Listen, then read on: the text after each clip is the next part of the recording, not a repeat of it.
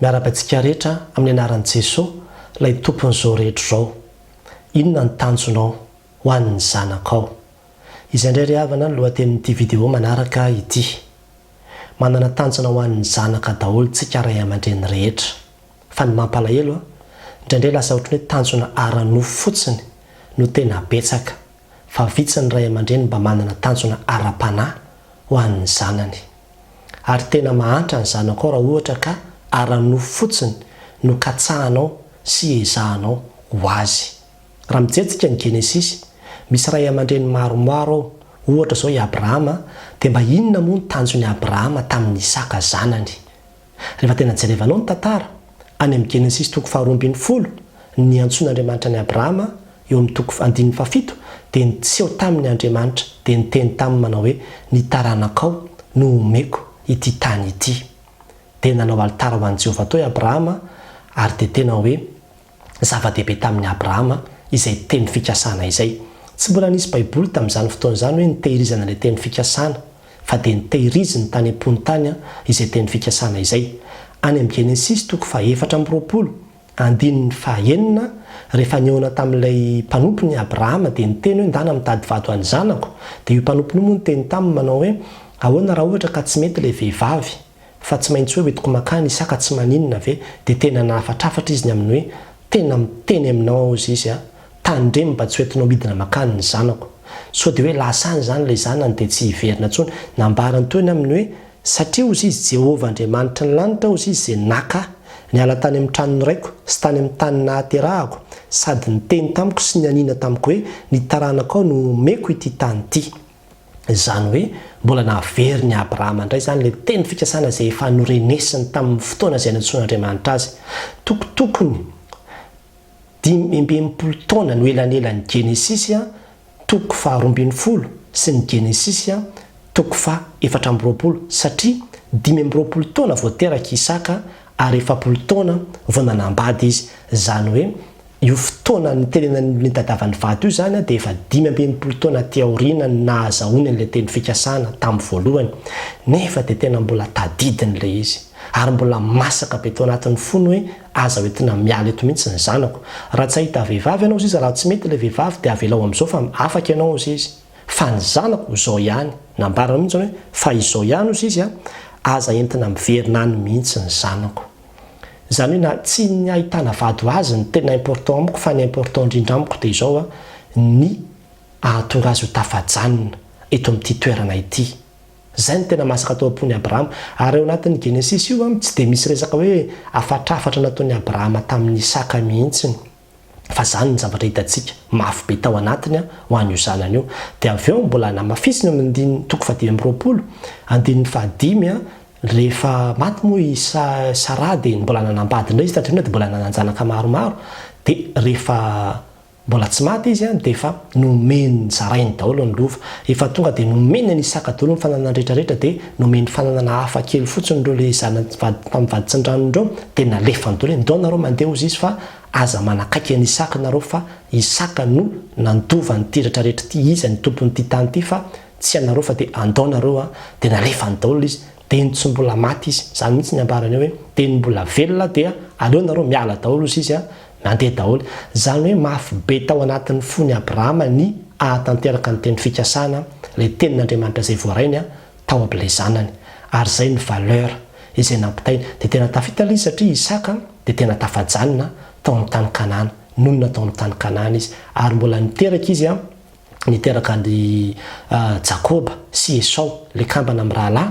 Dia hitantsika tsara fa na izy Jakoba koa aza rehefa niala tao amin'io tanàna io dia nandeha nitsoka tamin'ilay zokony tamin'ilay nankalatra fijokina, dia tany mpitsoahana tany. Any amin'ny Genesisy 2:20 indray zany dia niseho tamin'ny Andriamanitra tamin'ny alalan'ny nofy. Nahita fahitana izy nisy tohatra niakatra sy nidina nisy anjely be dia be dia izy hoe tena tsy afa-ty fa tramin'Andriamanitra sy vavady lanitra, tena eto Andriamanitra ozy izy. Dia nanao fanekena izy niteny tamin'ny Andriamanitra izy manao hoe raha ohatra ozy izy ka mbola mba ataonao tafaverina any amin'ny trano ndraiko ozy izy, dia tena ianao no Andriamanitra, ianao no Andriamanitra. Zany mbola hitany hoe le taranaka taty aoriana zany lasa manana an'izany finiavana, mbola te hiverina iverina zany mba fanirina goavana indrindra tao anatin'ny Jakoba hoe raha ataonao tafaverina any amin'io tany raiky eo izy a dia ianao no Andriamanitra. Dia hitantsika amin'izany fa avy eo raha jerevantsika ny tantaran'Israely rehetrarehetra dia tena important be tamin'ny Zaro mihitsy zany hoe iverina amin'ny tany ny Jiosy ary tena sarobidy be amin'ny Israely izany hoe iverina ho any amin'ny tany Kanana zany, iverina ho any amin'ny satria io le teny fikasana izay nomeny Abrahama azy ireo hoe ato ianareo no onona sy hipetraka ny taranako rehetrarehetra. Dia izay le valeur, izay le zavatra izay tanjon'ilay ray aman-dreny ho an'ilay zany ary tena tafita ry havana, tafita le izy satria na ry Jakoba zany ary rehefa tonga tany amin'ny tany Egypta zareo dia tena maty tany izy fa nalevina tany amin'ny tany Kanana na ry Josefa aza dia noentina nakany amin'ny tany Kanana ny taolam-balony satria sarobidy be amin'ny Israely hoe iverina, tsy hoe mandeha any dia miparitaka any dia samy vitany fa iverina ao amin'ny tany Kanana satria izay le teny fikasana izay nataon'Andriamanitra tamin'ny Abrahama ary izay no noezahan'ireo ray aman-dreny ny ahatanteraka an'izay. Inona moa no lesona tiana tsoahana amin'izany tantara lavabe izany? Ny tiana tsoahana amin'izany ry havana dia izao ny zava-dehibe indrindra amin'ny ray aman-dreny dia ny ahatanteraka ny tenin'Andriamanitra ao amin'ny zanany. Zay zany ataovy zava-dehibe indrindra aminao zay ny tena tanjonao ho an'ny zanakao. Indrindray manko tsika dia hoe amin'ny resaka fianarana dia izany no ataontsika fotom-pisainana ilay izy hoe ny fianarana ny lova tsara indrindra. Za dia tena miteny fa tsy ny fianarana ny lova tsara indrindra fa ny tenin'Andriamanitra, fa ny zavatra rehetra dia mandalo daholo na io fianarana io arany. Inona moa ny tombotsoa azonao raha ohatra ka tafita amin'ny fianarana ny zanako nefa hivadika hiala amin'Andriamanitra? Inona moa ny tombotsoa azonao salavitra izy nefa hanadino an'Andriamanitra? Fa ny zava-dehibe indrindra dia izao ny anana zanaka izay matahotra an'Andriamanitra, mitoetra amin'ny fanarahana ny tenin'Andriamanitra. Ary izany ny zava-dehibe indrindra. Fa raha ohatra ka tsy zava-dehibe amintsika izany dia mbola resaka fianarana sy éducation ihany no tena zava-dehibe ka io no tena ilofosana sy masoana ka tena tsy mandefitra mihitsy hoe tsy maintsy mianatra, tsisy hevitra. Fa raha vao hoe fivavahana dia hoe tsy fanerena ilay izy ry pastera fa dia avelao samy andeha amin'ny farisean-dahany fa rehefa lehibe ve izy tsy ohatran'izao ohatro anjaranao tahaka ny nataon'ny Abrahama no miady mafy ahatanteraka ny teny fikasan'Andriamanitra eo amin'ny zanakao, ahatonga ny tenin'Andriamanitra ilay teny fikasan'Andriamanitra ho tafaletika anatin'ny sainy ka ahatonga n'iny ho foto-kevitra sy ho fotom-pisainana entiny miaina mihitsy ny amin'ny hoe izao nambaran'Andriamanitra nambaran'ny ray aman-dreny dia ho tiezahana izay ho tanteraka amin'ny fiainana. Ary azontsika atao zany tenin'Andriamanitra anankiray fotsiny dia efa ampy ny amin'ny ohatra ny hoe ny fahatahorana an'i Jehovah ny fiandoham-pahendrena. Zany ny lova tena tokony ampitaina ao anatin'ny zanako. Fa rehefa mipetraka tsara izay ilay hoe voarainy tsara izay tenin'Andriamanitra izay dia miteny aminao fa tsy hiala amin'Andriamanitra mihitsy izy. Raha ohatra ka tafiditra tsara anatin'ny sainy amin'ny hoe ny zanako sy ny asan'ny tanako dia adidiko ihany dia tena miteny aminao fa tena tsy hiala amin'Andriamanitra ny zanakao. Satria ny zavatra rehetra dia mandalo daholo fa ny tenin'Andriamanitra iray ihany no tsy ho levina mandrakizay. Le fahombiazana sy le fianarana moa hitondra azy makaisa fa 80 taona sy 90 taona ihany iny dia eto ambonin'ny tany. Fa le fiainana mandrakizay mihitsy, le tany Kanana, le tenin'Andriamanitra mihitsy no tokony vato velona hitondra ny fiainany. Dia izay vao azo antoka ny zavatra rehetrarehetra. Misy fahombiazana ianao ny zanakao raha ao anatin'ny tenin'Andriamanitra izy.